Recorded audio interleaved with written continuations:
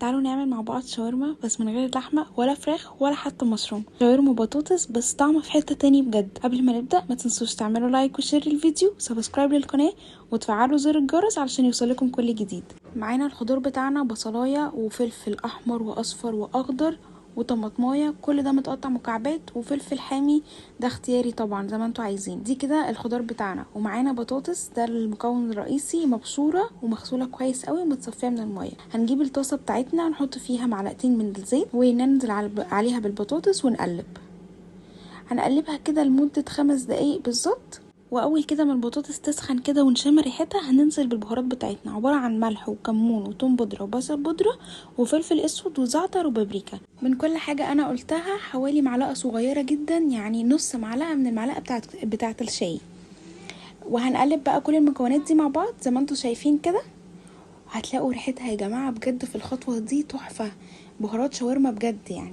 هنجيب الخضار بتاعنا. اول حاجه هننزل بيها هي البصل. انا مش محتاجه اسوي اي حاجه بعد البطاطس مده طويله عشان الخضار ما ينزلش الميه بتاعته، عشان اعرف اعمل بيها سندوتشات وما تخليليش العيش بتاعي طري. اهم نقطه ان انا الخضار اي حاجه هحطها مش هتاخد معايا 5 دقايق تبقى مستوي 50% اللي انا احس بقرمشه الخضار. ونزلت كمان بمعلقه توم زي ما انتوا شايفين كده.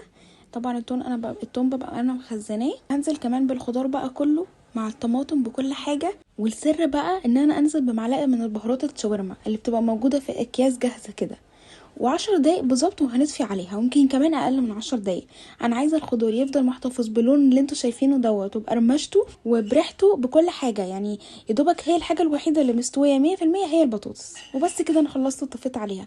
بجد اكله ما اخدتش مني 10 دقايق. جهزت طحينه، عملت سندوتشات كايزر، تقدري تعملي سندوتشات فينو، تقدري تعملي سندوتشات عيش، اي حاجه. هي سهله جدا ومغذيه ونباتيه للناس اللي مش بتحب لا لحمه ولا فراخ، مش بتاخد اي وقت.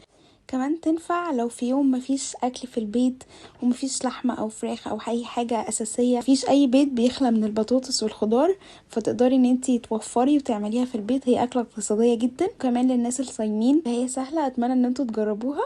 ولو انت كمان بتشتغلي تقدري تاخديها معاكي سندوتشات في الشغل، اولادك برضو الصبح. هي مغذيه جدا للاطفال بطريقه مش طبيعيه عشان الخضار اللي فيها، والبطاطس طبعا كلها غذاء يعني. اتمنى يكون الفيديو عجبكم. ما تنسوش تعملوا لايك وشير للفيديو وسبسكرايب للقناه. اشوفكم الفيديو اللي جاي برضو، هتبقى اكله سهله وبسيطه. باي باي.